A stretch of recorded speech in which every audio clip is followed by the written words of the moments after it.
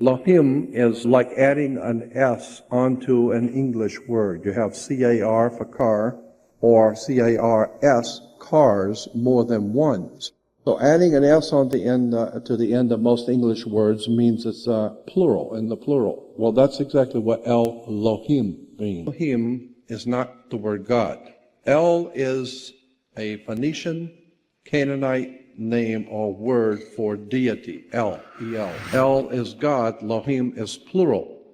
So the correct understanding should be read, the Hebrew read, in the beginning, the gods created the heavens and the earth, not God. And more interesting than that, this is why, incidentally, in Genesis 1:28, when God is creating Adam and Eve, the first couple, and it says, God said, come, let us make man in our image, according to our likeness. Who's us and our? Was God talking to himself? Come, let us make man in our image after our likeness. Later on in Genesis, I think it's 3, the scripture says, God said, here man has become as one of us, knowing good and evil. The point is, who is God talking about? Us. Here's man made in our image after looking like us. Here, now he's like us. Who's us? Who's our? Well, it's Elohim, the gods. If you get into the discussion of church and canon law and what the scriptures say and what the different religions' interpretation of the different scriptures, that you could go on for the rest of your life and do a show every day for the rest of your life, and you'll have nothing but discussion after discussion about things which nobody seems to know anything about, and everybody has a different idea. Me, I'm not interested in doing that. I'm interested in going back to the very bedrock where things actually came from. And when you do that, you're going to find, as I have and others have too, and you can find on my research society website on my home page all kinds of pictures and documents talking about things which you've heard of in religion, but you never actually knew what they meant. And so that's what I try and do. I try and demystify and boil down to the common denominator of what these religious churches and belief systems, where they actually came from and what they're actually, in fact, talking about. And so many times, all of these illustrious ideas and belief systems in religion, when you do the research, very few people will be able to do that kind of research because it takes days and weeks and years. And most people don't have time. They're raising a family and doing what normal people do. They don't live abnormal lives like I do. And so that's why I feel I want to bring to the attention of people who don't have time to do this research. Well, here's where to start if you're really interested. If you're not interested, I don't care. But if you are really interested in where things come from and where ideas develop and what they really mean, not what you thought they meant, then that's why I want to be here to help people to find the quickest way to get to that kind of information. And my website, my Jordan Maxwell Show website, like you said, my research society has all kinds of documents where to go for this information. What do these words mean? Where do you find this? Where do you find that? Here's how to do this and that. And so that's what I try and do. Just help people who want to know and who are trying to find out, and just save them a lot of time of going to libraries and studying and reading. And, you know, I've already done that for 60 years. I'd like to just help people see where to go to find the truth. And it's all there if you just know what to look for. And most people have never been told what to look for, what words are important. So that's what I do. So when we get into religion, there's so many topics that I haven't even begun to cover. But I think we talked about the social gospel of the Jesuits and the connection with the Jesuits, social gospel in the Catholic Church connecting directly to the Communist Party, the Soviet Union. Yeah, there's a connection between the Jesuits, the Vatican, and the Soviet Union, the old Soviet Union, communism, that has never been brought out into the public, never been told to the public. And then when you see so many ideas being expressed in movies and television shows where these religious ideas have actually come from. So that's what I try and do. And well, I realize... Quick question about the Jesuits, Jordan, if you don't mind. Because I'm somebody who takes the time to study a lot of different assassination plots throughout history. Right. I discovered in a lot of instances you have individuals that were either trained by, inspired by, or connected to various Jesuit orders who wind up becoming embroiled in some very significant assassination plots throughout history. It seems as though they were quite influential, not just in communist politics, but really as a de facto, almost like what people think of the CIA nowadays. And in fact, there's Jesuits within the CIA that seem to be a subset of individuals. Stop me when I say something crazy, Jordan. The thing is, I think people really miss the boat when it comes to this, that this religious order is directly connected even to what they used to call the Islamic assassins. That's right. Which, you know, even the word assassin, some people claim that the root of it came from hashish, because and also sort of a mutilation of an earlier word, hassassin, which between that and hashish you get the word assassin, because apparently a lot of them used to utilize it, eat it before they went to go do their deeds in case they were captured, to minimize the pain of torture. So they are significant characters in some of the most deep plots of early assassinations in earlier human history. I mean, you know, well before Kennedy or America existed, or before Abraham Lincoln and our other presidents had been assassinated.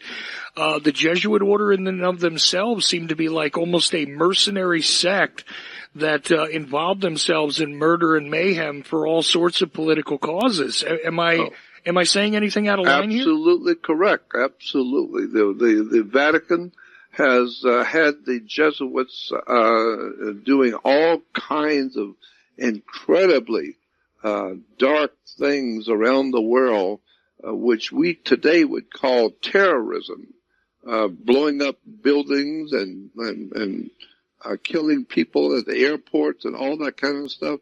The Jesuits are very interested in that kind of stuff, and they cause that chaos to frighten the people, and so that the people will turn to the church, and they are actually perfecting their political maneuverings by assassinations, by bombings, and all kinds.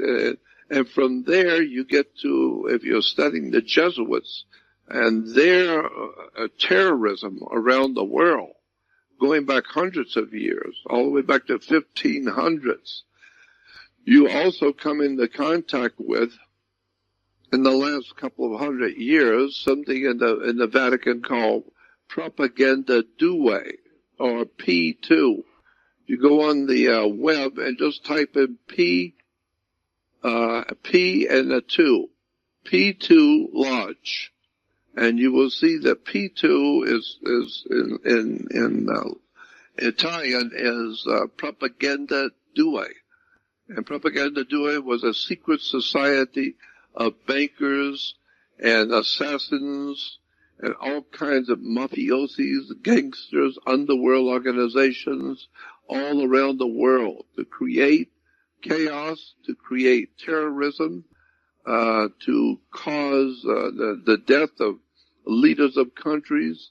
Propaganda due. And it's actually in the Godfather series, the movie Godfather series, the third in the series, the last one, Godfather 3, The whole movie of Godfather 3 is about P2, propaganda doing, and what they're doing, and how the Vatican is doing business with all of the most powerful underworld organized crime figures around the world in different countries, orchestrating the distribution of drugs, heroin, all the different illegal drug trafficking, plus white slavery, child slavery.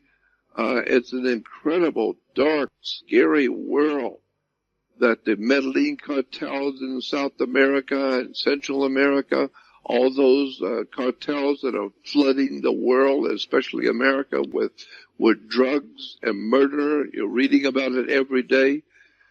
All of this is orchestrated in the Vatican, period. End of sentence, period.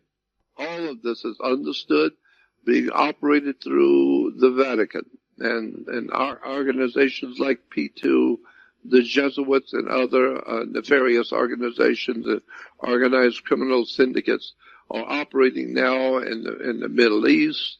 They're operating in Russia with the Russian mafia, with the Italian Sicilian connection. All of this stuff in organized crime ultimately goes back to Rome, all the way back to the days of Caesars of Rome. And as I've said before, the Roman Empire has dominated Europe for about 2,300 years. And the fall of the Roman Empire in the 5th century, the official fall of the Roman Empire, for the last 1,600 years, the Vatican has dominated. Well, we're talking about Rome. We're talking about Rome as a world power. Rome is a world power. Why? Because of the Vatican sits in the middle of Rome, and it is the brains behind what we used to call the ancient Roman Empire. And it's still here today. They've set up an organization. They took over our government a long time ago. The Vatican slyly came in quietly, bought up politicians, murdered some, frightened others, assassinated some, and ultimately today the Vatican dominates the United States corporation.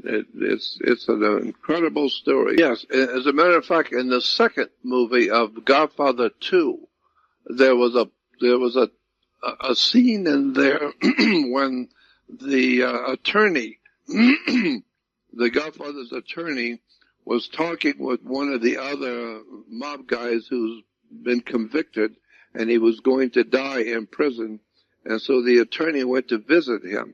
And you see the attorney walking with this mob guy who's going to die.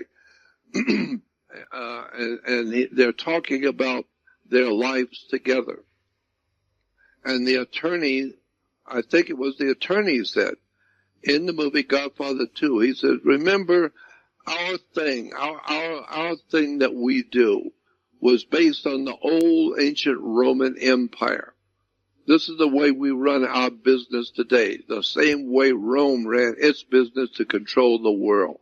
It's never changed. It's still the same thing. And today, organized crime around the world in different countries is always being backed up and put together, organized, directed, and financed out of Europe, out of Rome.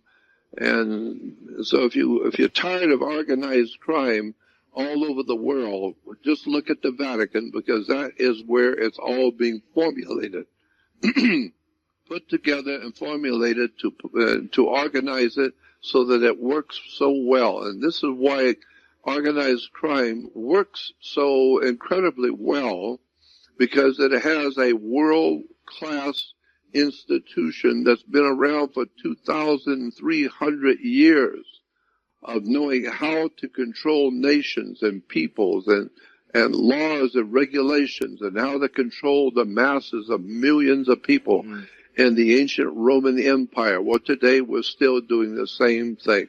I think there's a lot more to it, but I think Rome perfected the establishment of the institutions of mankind that are necessary to control the man and woman and child on the earth. They were brilliant when they put together the institutions that would promote their philosophy and their control of the world, and do it in such a way that no one seemed to realize what was really going on. Today we have educational institutions, universities and colleges, never ever realizing the very word college comes from the collegia in Italy, in Rome. And it's called the Collegia, or the College of Cardinals. So when you go to college, that's a Latin Roman Catholic term. College. I don't care what college. It's Roman. And it's run like Rome. And so when you look at the words and terms, when you go to college, you start off and you're a sophomore. Well, in the ancient world, the word sophomore meant you were an idiot.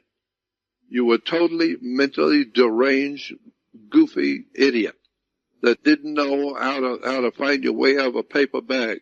So that anything that's really screwy and stupid today we call sophomoric, meaning this is stuff what sophomores talk about. Sophomore means you're stupid. And then later on you have something called a freshman. Oh, you're a freshman in school. Yeah, you're a fresh man. And you're a sophomore. You're ignorant and stupid.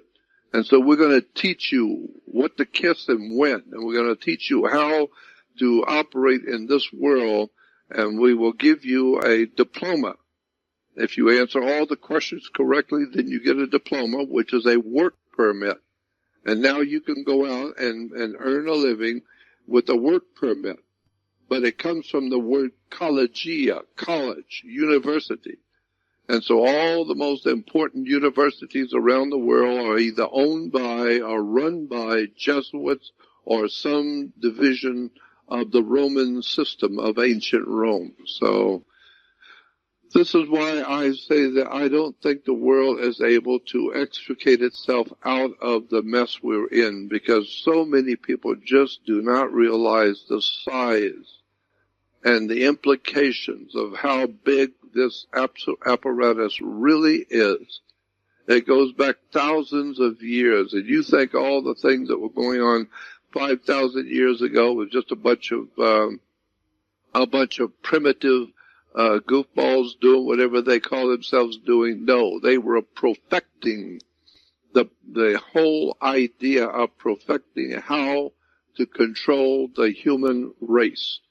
And when it came to the founding of the Roman Empire, they had some incredibly fascinating ideas about how to impact the human. As a matter of fact, it was Albert Pike, the head of the Masonic order, the highest ranking Freemason, wrote a book. But I just recall that in the first couple of pages, he talked about if you're going to control the whole world, it's impossible to do because there's too many different kinds of people, too many different ideas, and you're never going to be able to force the whole human race to do anything, because you just don't have an army big enough. But he said, but look at the world as one thing, one man, one woman, and one child. That's the way you got to look at the entire earth of mankind. One man, one woman, and one child. So what is it that you need to do to capture the minds and the hearts of one man? And so it explains how you work on the human mind. And therefore, if you could get one man buying into something, use the same method to get the whole male population of the world to buy into it. Because all men are men. So learn how to control one man and you've got the whole world. Learn how to control one woman, her thinking, her body, the way she feels about things, the way she views things. Learn how to control her, one woman, and now you've got all the women in the world. And so this goes all the way back to the professional politicians and the founding of America, wanted to get away from all of that. And most people are not aware that when the United States of America as a republic was originally founded, two institutions were not allowed in this country. Go back and read the encyclopedias about the founding of America, and you will find there were two separate institutions that the founding fathers of America said would not and could not exist in this country under any circumstances.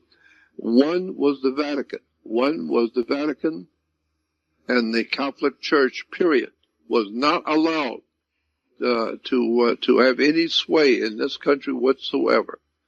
And the other was the banking institutions of Europe and of the Roman Empire. And so today, that's all we have are banks in the church everywhere.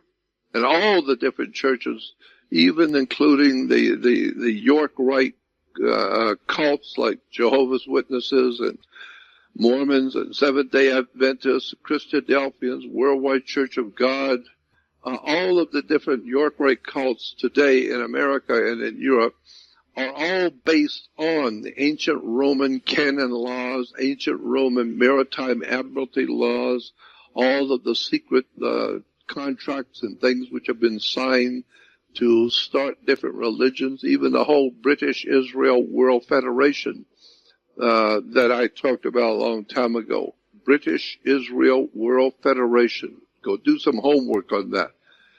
And you will find that there's a world of treason and all kinds of incredible lies and deception that's been perpetrated by Rome on the world. And that's what we even have today as old saying that says, all roads lead to Rome. I don't care what kind of criminality you're talking about, from child sacrifice to white slavery to buying and selling children and women around the world, to our narcotics trafficking, and people who put together wars. You got to have a fight promoter, so you got to have people who put together the wars for us and sell us on the idea and then send us into battle. Well, those people are trained. You will find they're always trained at the best universities in America, which are Jesuit run, Jesuit owned. And so it's a very, very big and dark and old and ancient story that if we, that's why I say all the time that I don't think it's possible to change the destiny of the human race now. My feeling is, and it's actually my feeling, and it's just my feeling, it's my understanding. I don't think anything is going to change for us on the earth unless and until there is some kind of an intervention in our affairs by a higher power.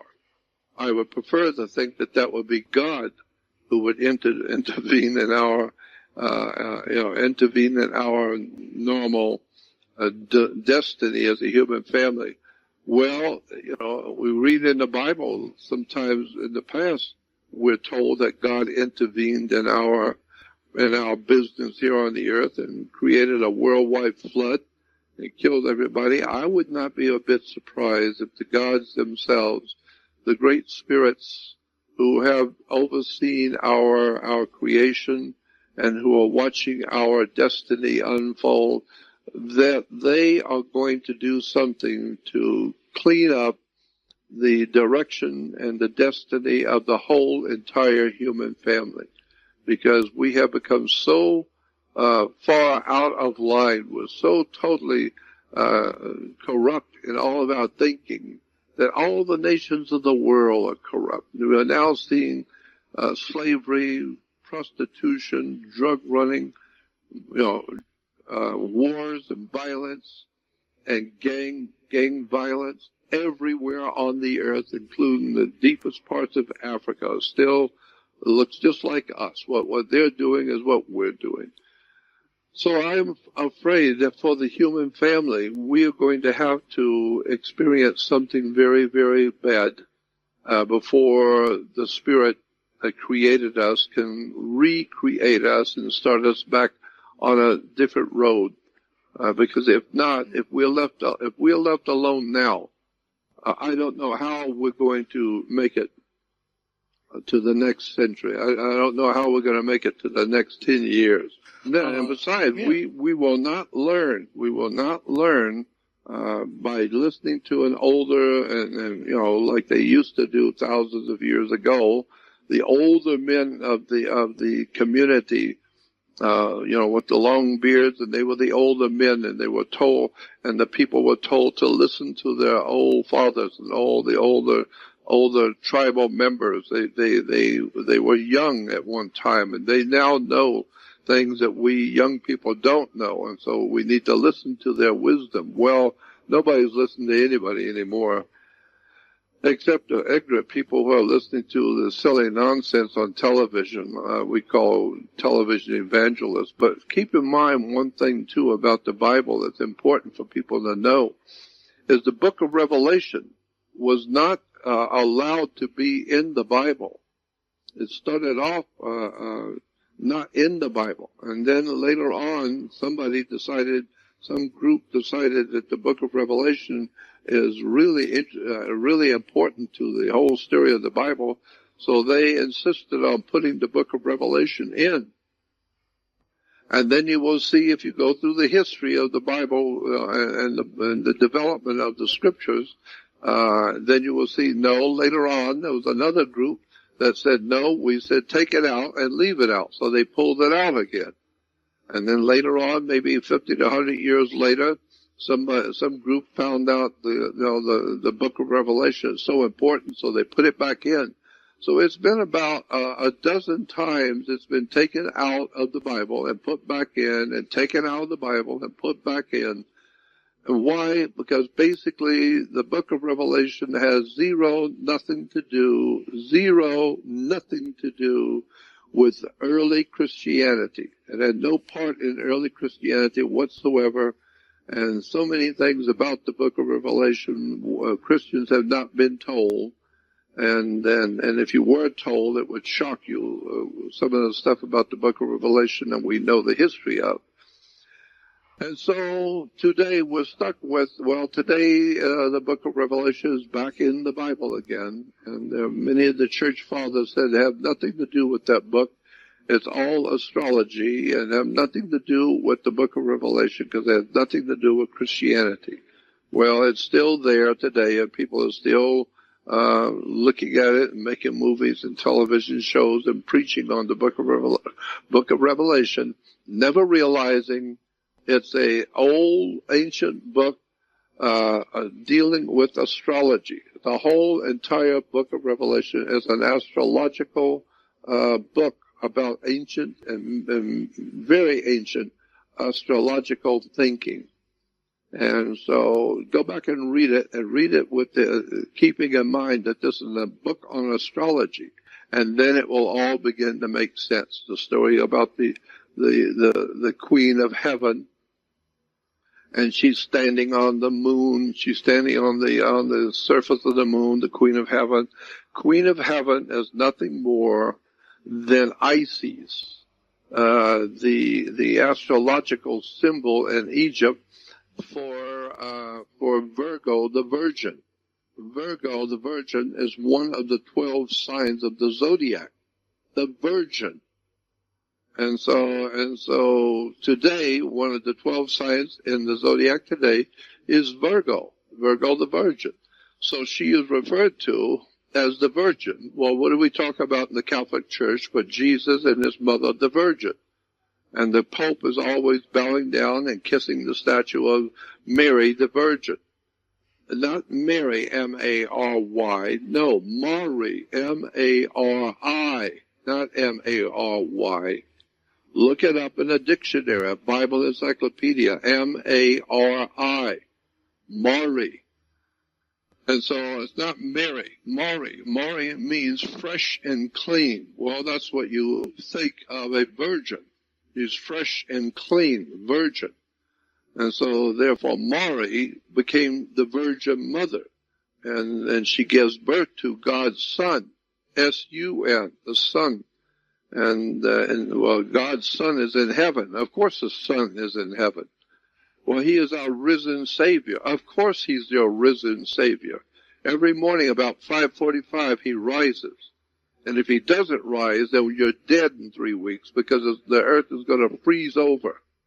So he is your risen Savior. And he has 12 helpers. That's right. He has 12 months of the year. 12 signs of the zodiac, the 12 apostles, the 12 sons, the 12 brothers of Joseph, the 12 tribes of Israel. 12, 12, 12. It's all based on the sun, the 12 signs of the zodiac, the 12 months of the year.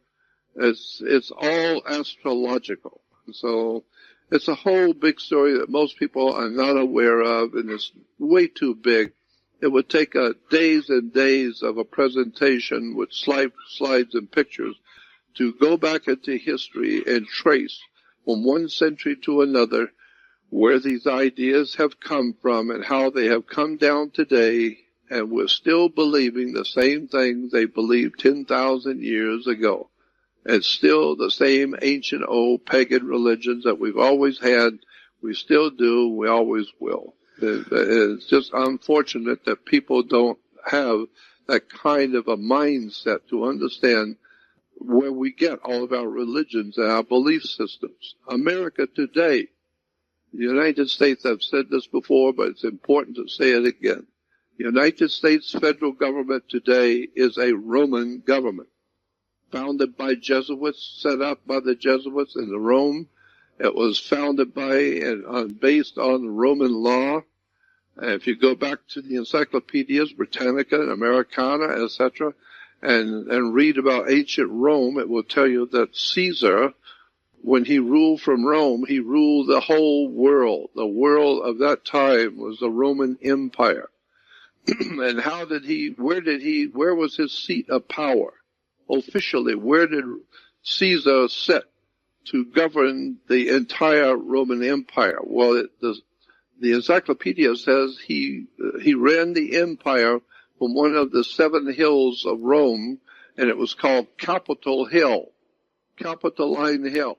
Well, today, we in America, we have a Capitol Hill.